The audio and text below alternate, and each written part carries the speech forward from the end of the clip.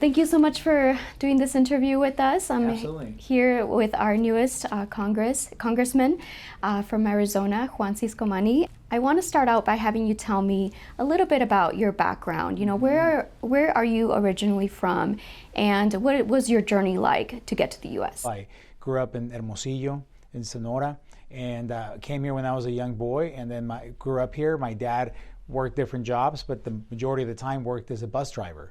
You know, one of the stories that I tell people all the time is my dad, when I was about to launch the campaign in 2021, he said, Juan, where else could we have our story? He said, we come to the country, we immerse in the culture, we learn English, we become U.S. citizens. He said, I drive a bus my whole life, and now my son has a shot at becoming a member of the United States Congress. Where else in the world could we have our story? And the answer is nowhere else. This is the American dream. Now I'm married. My wife, Laura, she is a first-generation American from California. She was born in California. Her family's from Michoacan. And we have 6 kids, and we're raising them here in Tucson. I've heard you talk a lot about your parents teaching you about the value of hard work and the can-do attitude. Yeah. How have you applied that to your life? I used to wash cars not too far from here with my dad when I was younger, when I was in school still. We used to go to these big houses and wash their cars. And I remember that I would look at these houses because I didn't think like, my God, these are mansions. Like, I'll never be a part of this world. You know, it seemed like out of town going to these places. And I think my dad could kind of read my thoughts because he would tell me, Juan, remember, we're working with these now. And he would point to his hands and say, so that later you can also work with this, and he would point to his head. So this upbringing really taught me the value of hard work, and I worked hard in college. I used to work in maintenance when I was at Pima Community College, so I changed the light bulbs, I unclogged the toilets, I did everything that had to be done working in that job. I worked at Wendy's also when the college was closed at the fast food place because I wanted to pay for my school and not have that burden, and I earned scholarships as well. So it's that work ethic that now we're instilling in our kids as well that I think make the American dream possible. Oftentimes, a path to citizenship is difficult or almost impossible for some people. How was that path for you? How were you able to become a citizen? Yeah, it is a challenging path, and I think that our system right now doesn't reflect the true need that we have in our country that is really around the economic pool and the economic factor that are driving people here. So we came in through the port of entry, and my parents processed the paperwork when they were here. And you know this, the process takes long. You have to go through health background checks, and you know our church was very important in this process because you need a sponsor when you're here and you're going through the process. So it had to do again with the church aspect and just getting in the paperwork at the right time and staying on it. And quite frankly, attorneys played a role in this, and that was probably one of the most expensive parts of this whole process. So being sworn into the U.S. House of Representatives, I imagine, was a big moment for you. Talk to me about that moment. I know your family was there to witness that with you. So how was that like? It was early in the morning, about 2-something a.m., and we had the votes. We voted for the speaker. He was sworn in, and then the swearing in of the members was next right after that. My family was able to, they were there in the gallery the whole time, and they were able to come down on the floor, and they were with me. And there's a picture of us hugging, and my son is like, he's got his 2 fists up, like we did it kind of thing. My 7-year-old asked me, did we finally win, Daddy? I'm like, yes, we're finally here. We're official. We got it done. It was such a special moment. And also because, you know, the first time that I was there on the Hill, it was as an intern. How do you balance being a congressman and also being a father? Well, what an amazing question, and thank you for addressing it, because it's probably when people ask me what's the best thing or the hardest thing about being in Congress, it's an honor to serve my community, and that is the best part, the pride in that, and what comes with serving in the United States Congress.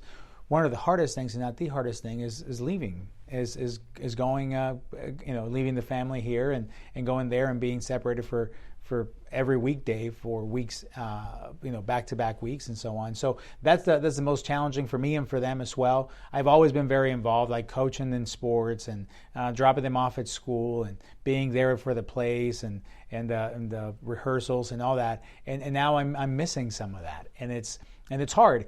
So you just have to be more intentional.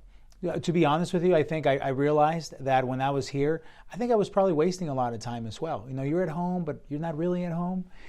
So now when I'm here with them, I am very intentional about the time. The last week that I was here, when we had a week to be here in the district, I did a one-on-one with each of them. There's 6 of them, right? So we either took a morning or an afternoon, and we went out and we just did whatever they wanted to do. Went to their favorite restaurant, we talked, we caught up. Things that maybe I wasn't as intentional about before having to split my time between 2 sides of the country. But now it is, and I have to give a lot of credit to Laura, my wife, who is amazing in her own right. She's, a first in her family, as the first woman in her family to attend college. And she did so on the full academic right to Stanford. And then, we met in Washington, D.C. in the same fellowship program. And then she came down here to the U of A, got a master's from the Eller College, and has had a very successful practice as well in business. And now has really shifted gears and focused more on the family. And so she holds it all together. And she's amazing, wonderful, and I wouldn't be here without her either. She's the rock of the family. She sure is. All right. So you gave the Spanish language response to the State of the Union. Yeah. Another big moment for you. And in that speech, you mentioned, El sueño americano parece inalcanzable. The American dream seems unreachable. Why do you feel that way? I took the opportunity to really talk to everyone, and that's why we translated the speech in Spanish as well, and we had subtitles, because it was important to reach everyone. And I think when I go around this district and my own family, the opportunities and the optimism and the we can go and be a better place and better country that I grew up in, it seems to be slipping away when people can't afford basic needs. All these problems that we're seeing now, that a lot of them stems from just bad policy and bad government. It's impacting people's optimism. And how I ended that, what my dad ended that conversation with me that day before I ran for office, when he said, well, listen, whether you win, lose, whatever happens, he said, I think you're going to win, but whatever happens, you've already won because you're a citizen of the best country in the world. So I need you to be out there and be a happy warrior. Be optimistic. Talk about the great things about America. And I think we've kind of lost that perspective in a lot of ways of talking about how this is the best country in the world. And even with all our flaws that I just listed a few of them, there's still nowhere else I would rather be than here. You also mentioned border security in your speech. But I noticed you didn't mention Dreamers or the undocumented population in the U.S. What do you think it needs to be done about this segment of the population? You're right, and the reason that I don't mix the 2 issues is because they're separate. And what I think a lot of people miss is that, and it's normal because this may not be the everyday issue that they focus on, but in my mind, we have immigration, which is one bucket of the border conversation, which is people coming here to stay or people coming here to work. It's basically people entering the country to stay for a period of time or a long time. And then we have another bucket of border conversation, which is trade and commerce. All the tourism, trade, commerce that goes on between Arizona and Mexico. For Arizona, Mexico is our #1 trading partner, times 4. 228,000 jobs in Arizona depend on that trade with Mexico and with Canada. So the North American partners in trade and in manufacturing and in tourism, huge for Arizona. That's another border conversation that we need to amplify the ports of entry, invest in infrastructure. These are all things that when we talk about that, we focus on that. And then we have also border security. This is where, especially when you look at counties like Cochise County, when you have really bad people trying to do really bad things. A lot of the drug crossing, they flee from law enforcement. These are people that are doing human trafficking, that are hurting other people. This is the border security piece of it, where Border Patrol needs to have more enforcement and a strong hand against the cartels. And so when you talk about these 3, which one are we talking about? Because we end up mixing them, and you want to talk about border security, and people are thinking Dreamers, and we're, at least I'm not referring to both in the same bucket, because a Dreamer is not clearly the same as what I mentioned on the border security side, or even on the trade versus one of the other ones. So I'm very specific, and when I talk about one of them, I leave them in that bucket. There is some overlap, and there is some points where we need to discuss them both, and certainly one impacts the other. but we need to keep them separate, because when we mix them is when things can get hairy. Right, so without mixing the two, would you support some sort of path to citizenship, some sort of path to legalization for undocumented immigrants? We need to find a way that treats this sector of the population with the respect they deserve, and give them an opportunity to be able to pursue their American dream as well. We have to. It's our responsibility to do that. And both sides, unfortunately, have been playing it's been a political football of back and forth on it and using it for or against.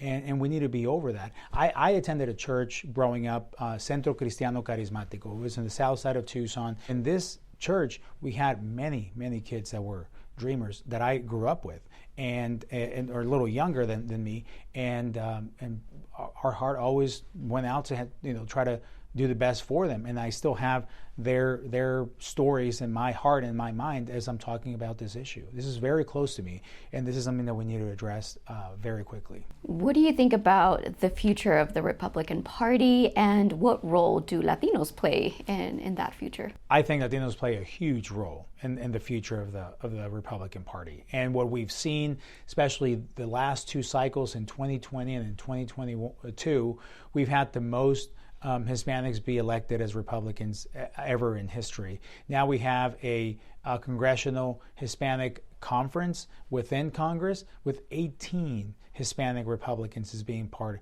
of this conference. So that number is growing. When I was an intern, there were 3 on there, and 2 of them were twin brothers that were serving in Congress from Florida, and they were all Cuban Americans from Florida, all 3 of them. Now we have 18. And the majority coming in the last couple of years. So the future is bright for the Republican Party and with the Hispanic community. The Hispanic community is, predominantly Democrat. That's not a secret. But we're waking up to the fact that, hey, listen, we just want to. It's not about parties at this point. It's really about opportunity, and which party is really giving me the opportunity to advance in my career, advance in business, or in whatever area of life. And I think that they're finding a good, welcoming home here on the Republican Party, at least from what I represent on that party. You are familiar with the Arizona-Mexico Commission, and you were part of it for a really long time. I know Governor Hobbs recently let go of the board of directors, so I just want to get your thoughts on that move by the governor, and how important is this commission for our trade with Mexico? The Arizona-Mexico Commission is highly important for our trade, diplomatic, every kind of relationship you wanted to think about between Arizona and Mexico. The AMC has been at the center of it for over 63 years. You think about NAFTA being signed into law 30 years ago. Well, the AMC has been there for 63 years at this point. So it's a highly important entity that every governor has used at their disposal in whichever way they see fit.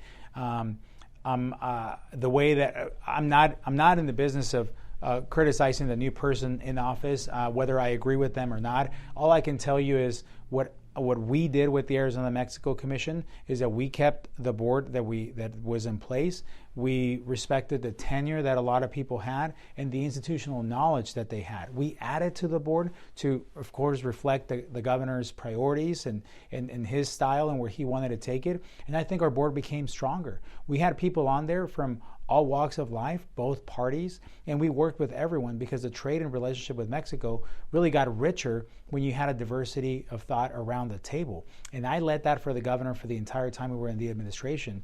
And it was one of the proudest things that I've done, of course, because the majority of the work was done with Sonora, where I come from. So now I was representing my state to my old state in this business.